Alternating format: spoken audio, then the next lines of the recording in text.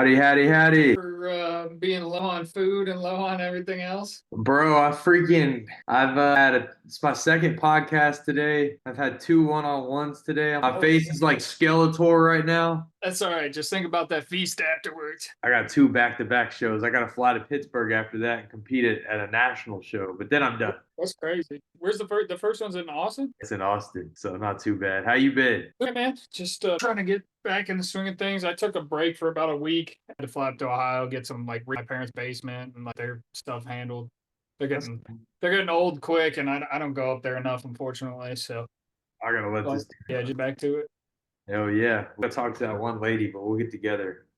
Me and you got to jump on with her and convince her. People that went and saw it yesterday, they said the same crap. So, what's up, man? How are you? What's up? Doing good. Who are we jumping? Let's do it. I'm game. I heard we were going to jump over there and do something. Oh, yeah. We're working on a deal together, and the seller's just not cooperating. But this is JP. So, there might be a few people hopping in. There might not. Sometimes there isn't, whatever. But we do a little question and answer thing at the end. Well, cool. Works for me. You ready to get rolling? Let's do it. All right, bro. Thank you for coming on. Appreciate the hell out of you. Who are you? What do you do? My pleasure. Well, first off, thanks for having me on the podcast. My name's Rafael Cortez. I am a real estate investor, real estate coach as well. My background is in organizational psychology. So I do systems, ops, development, processes, SOPs, and all that stuff. So it's kind of where I play. And I'm based out of Phoenix, Arizona. So right now I'm doing a ton of wholesale, and it's my preferred, drug choice for real estate per se. Badass. So you're in Guru Central, man. How are you making out there? Bro, you can't throw a rock without hitting a guru over here. I coach a lot of students myself, so I'm part of that group. But yeah, no, doing good. It's actually my main market. So we do a lot of deals in Maricopa County, and then with other markets like Florida. We're doing a lot of stuff in Jacksonville, Texas, Indiana. So yeah. So, we'll start off with kind of where you started, and we'll work into your current business. So where did it all begin, man? So I used to be a firefighter. Then I launched my first business in 2007, which was a transportation business. During the interim, when I had that business, I started to accumulate a little bit of cash, and I used to work construction in high school. So I went for the flip, right? I just wanted to invest and kind of turn the money around and make some more. And swinging the hammer is what I knew how to do. So I went back to my construction days and started doing a couple of flips, and I ended up buying properties from wholesalers. So this is 2000, and I got into wholesaling around 2010. That's when I started doing my first few deals in that space. But I still had the other business, which was a non-emergency medical transportation business. That's after I left the fire department, and I sold that in 2014, and then just went full time. I'm now a real estate broker in Phoenix, and I mean everything I do is somehow connected and tapped into that real estate space. That's awesome. Yeah, one girl that runs a lot of stuff on my team, she's out of your area too. So I got to connect. Right on. She's an agent too, so that's cool. Nice. So what does business look like today? Like, are y'all wholesaling like 80%, broker 20, or is it just all over the place? Brokers, I mean, my agents they wholesale, so they're real estate, they're real estate investors as well. But I mean, that's kind of like the reason I became a broker is because, other brokers just didn't want to play with me. And it's like, oh, you know what? I mean, there's nothing wrong with the Department of Real Estate. They're not opposing it. So I just became a broker myself, and I have a bunch of people there. They're doing real estate wholesale deals and investments, themselves. On that note, I don't do a lot of the traditional stuff myself, other than just, the brokerage and the transactions, which the team runs it.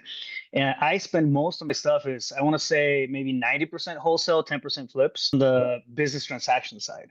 Yeah. Yeah. Too, and I'm about the same. I hate traditional. Through your first few wholesale deals, you're thinking like, what? Brain damage. I even wholesale my listings.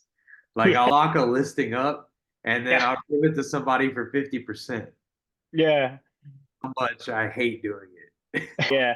It's just like the business model a lot better. I mean, you have your ebbs and flows and whatnot, but I'm going to start all over again from day one on anything. It'd be getting into that wholesale space. I think when you flip first, like you did and did construction first, I think it set you up, and I think it sets a lot of people up to, in my opinion, to do it first, right? Yeah. You can't see if you haven't done it is so hard. You Yeah. know? Well, that, and then when you walk a property, you can have a better grasp on what it is that you need. You know what I mean? Yeah. Than just learning everything from just textbook. Do you have that same, do you run into that or encounter that? Like your best agents have probably bought some homes before, a home, or rehabbed a home, or Yeah, people get so caught up on the like the repair expenses and the walkthroughs. They want to wear that appraiser hat and everything. It's like, listen, I mean, as we're in the space of wholesaling, we're a marketing agency. That's what we're doing. We're assigning our vested interest in a contract, and our role is not necessarily to bring it down to a T on the cost, because I mean you can have a really good flipper that saves a ton of cash, and you can have somebody who's just getting started who just absolutely blows it and triples the budget, right? That I found because I wanted to do the same thing at first, and I found out that it depends on who's buying the property from you.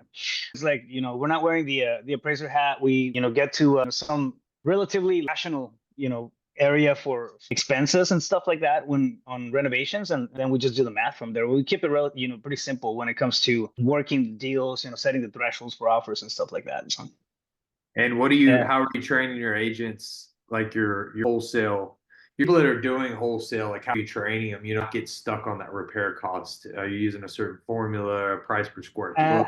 Yeah, and depending on the market, right? Like some markets are tighter than others. We have to go deeper on the offer price because buyers will buy at a lower threshold. Phoenix sells for the most part. It's gotten a little tighter over the last couple of months, but County, where I'm my main market, it's usually pretty active.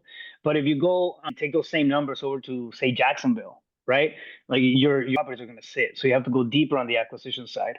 And like evergreen formula, right? 70% minus repairs, minus expenses, and all that stuff. Like you can't do 70% in some of these areas. You have to go like 65, 60% minus that. And that's one thing that we're just kind of cognizant of. And as far as training the team, I have the same approach with my team that I have with students, meaning that we have, for example, when I onboard a new acquisitions person, they go through a series of modules and training videos and like kind of hand holding through the videos, and then we do a lot of huddle calls.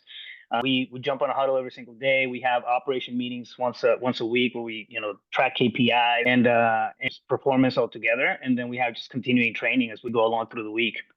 So it's a pretty hands-on model because I place managers in each one of the lanes. So what about novations, man? Because you're a broker and you handle that. How do you navigate? I'd rather not handle them. Yeah.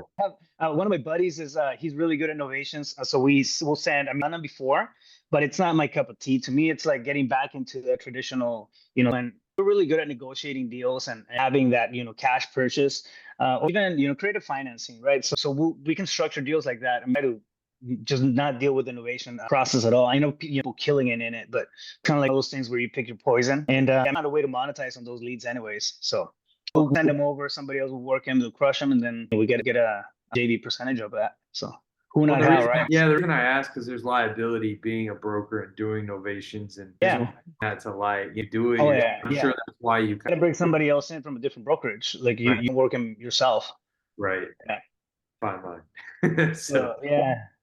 On your creative finance, I love that you bring that up because it's getting like super. Pace has been helping that movement, but but everybody's different on their pitch. So how are you pitching these sellers? What kind of deals are you getting regularly? What's your cup of tea right now in the creative world?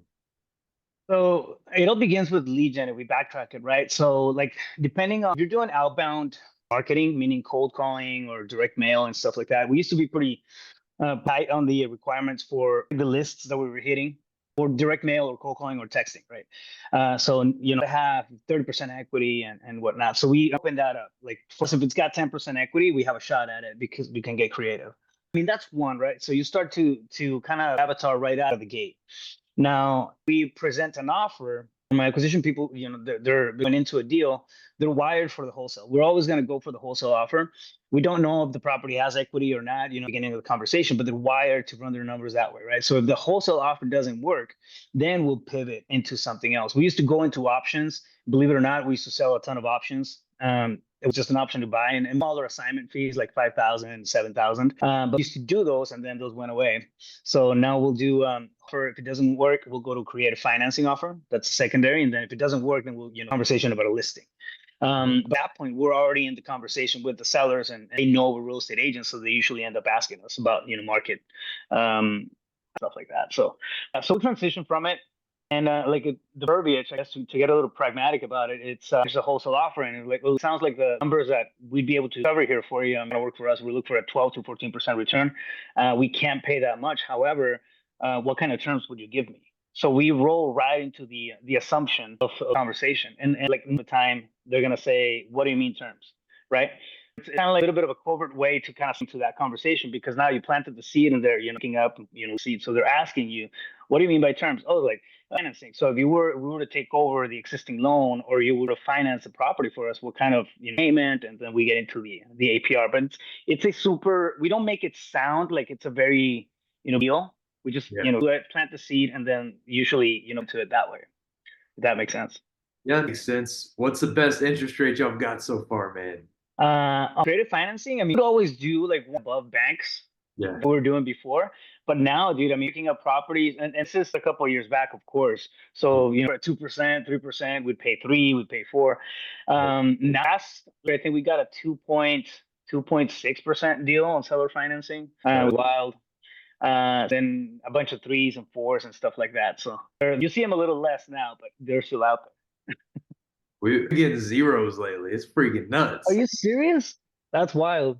We've been grabbing zeros. We just say, like, "Hey, I want this," and we're like, "Damn, it's retail." You taking in payments?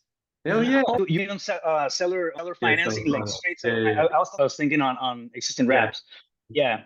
Interest on like the second note, like we'll wrap the first and create a note on the second, and then do 0 on that. Postpone the payments for a whole year, so we make the deal work in terms of cash flow. There's a lot of stuff that you can do. I mean, whole can of worms right there to dig into. Yeah. At 10% equity, and people will be like, "I'm not doing a deal with 10% equity," Yeah. but I like that you said that. Would you dive into that? Because I like that strategy.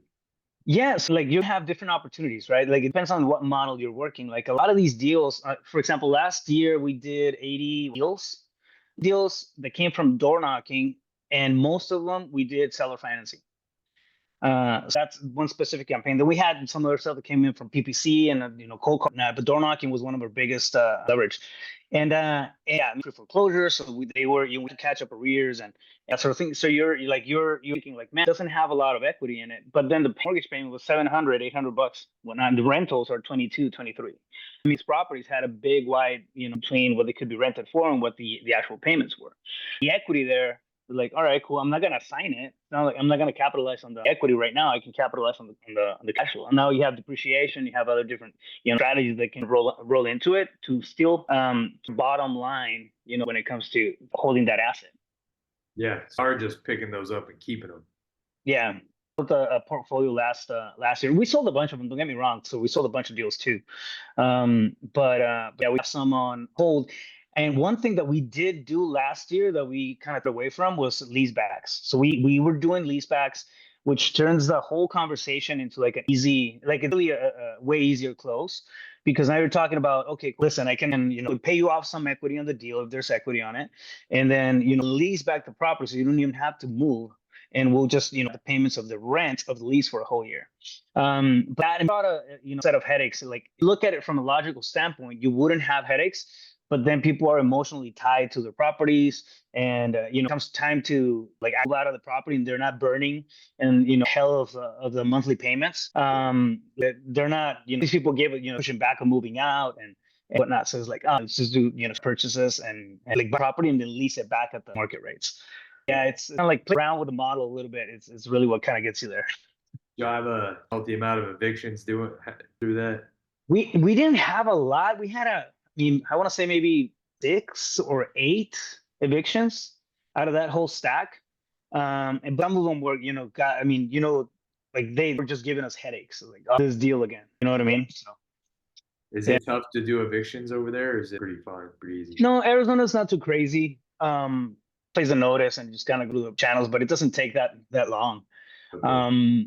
It started happening though is where would jump, like if they saw somebody do a lease back, have ambulance chasers. We used to have ambulance chasers at the fire department. Like they literally chase the ambulance to see when it did something wrong so somebody can sue it. It's like the same thing. Like you're gonna have, certain whatnot. Okay, this guy's common for suing, or coming out of probate or tax deed, whatever, right? Like different things. And we started seeing that in town. Like, you know what, we don't need that headache. So we pulled back from the lease options, which I mean, at that point, one of the things that we were doing on lease options, we were I'm sorry, not lease options, leasebacks. We were giving them like a upfront credit for the monthly rent, so we wouldn't jack up the rents 2,400 because obviously if they for defaulting on 800, $900, they rent's not gonna cut it, right? So we would bump it up a couple $100, but we would give them a credit for the rest of it. So we'd still call the rent as $2,200 with a credit to the tenant for $700-800, duration of a year. And then hold that for a monthly, if that makes sense. So I mean, you still have the rent values up, and I mean to work with the tenant too. That way they're not for cash, like you got paid out at the close of escrow, and it helps people get back on their feet. So a lot of people took advantage of that, and some people just back on it. So yeah, In this business, like every business is so different, and how many pivots you got to do, and like how much you learn every day. oh and, bro, and everybody's business is just so radically different from the crap that hits you like all day. oh yeah, it's like every morning you wake up not knowing real estate. Yeah. Wonder what crazy stuff I'm gonna come across today. I'll open the floor to JP for a question. We usually keep these pretty. People's attention span on podcasts are 18 to 25 minutes, so I keep it in between there. Yeah. Awesome. Appreciate you coming on. It's pretty cool hearing just some of the, again, like Travis said, all the pivots. I mean, it's insane. Everybody that comes onto this, it's like I have 15 people doing wholesales and they're all doing it differently. Sure. I'm going to ask the generic question here of just, hey, if you were to kind of all over, you're a broker. I mean, you're doing wholesaling, you're on backs with everything. You're really kind of a cash model, fix and flip. What would you do like beginning just to make your life, I guess, the easiest? What model? I mean, on through sounds like 10, 15, 20 different models, pivoting. So I'm go back and stick with wholesaling. The basics don't get old. Like if you're strapped for cash getting started, it's the phone and having conversations with people. Door knocking works great. It's the fastest way to get to a seller. That in a very methodical way. We have proprietary software and really fast data on records, like the software that we built. That helps, right? But I would hit that door knocking on the wholesale side. One cash conversion cycle is a lot shorter than, for example, flipping a property or something for rent. And I think like we can look for from the 9 to 5. We're looking for that build wealth through rentals, and then we buy a property, and then we see that the cash flow on that thing is $200 a month, and then we have one property for first a couple of years, maybe the next year we'll buy another one. We're up to $400 a month on cash flow and whatnot, and then an AC unit breaks and goes out the window. So it's tough unless you get to a point where you have plenty of rentals or multifamily, and like wealth factor is gonna look good on paper, but it's not you can come in and deploy, right? Unless you refinance out, and that's a whole different thing. But to me, it's building up the cash reserves through wholesaling, setting up conversations with the seller, especially if you have a notion on how to sell stuff, how to have conversations with people, have a solution-based mentality. Like you are going to have the opportunity to lock up deals, find sellers, solve the problem, and then make revenue on that, right? So I would start with that, flipping or doing anything else. I feel like I'd be a lot further ahead if I had done that when I was 19, 20. So. Thank you. I think you got to learn. Yeah. I think we all got to learn our stripes. Feels like Yeah. I couldn't have bought like single families before I got into multi. You know what I mean? Like, the hell, it wouldn't be you. You know what I mean? Yeah. Like, yeah, it's the stripes that make the tiger, right? not their thing, and they're supposed to have their thing, and then Batman, right, or whatever. Like, it's very good meeting you. Appreciate the hell out of you jumping on. No problem, bro. Dogs are barking like hell, and I'm glad I can hold a conversation. I'm competing on Saturday, and I haven't eaten in like days, so What are you doing, physique or? Yeah, I do a classic physique. Nice. You saw me normally. Right now, my face is like I have a beard because it's like I competed in what? No, well, this is years 2018. Okay. And I draw this like it feels like you're in something like a completely different body. So big kudos on that, man. It takes a lot of work. Mad respect. What'd you compete in? Was it physique or classic? Yeah, physique. Yeah. Compete in Austin, Texas Saturday, and then fly out to Pittsburgh for nationals. And I do 2 shows. I get that pro card one day, and then it's gonna be whatever's required. But that's it. That's awesome. But cool, man. Nice meeting you, brother. Keep freaking crushing it. Likewise. Love the content. Thanks for dropping bombs here. and we'll send you some clips when they're ready and all that, man. Sounds good, brother. Later. Very nice meeting you guys. Nice meeting you, man.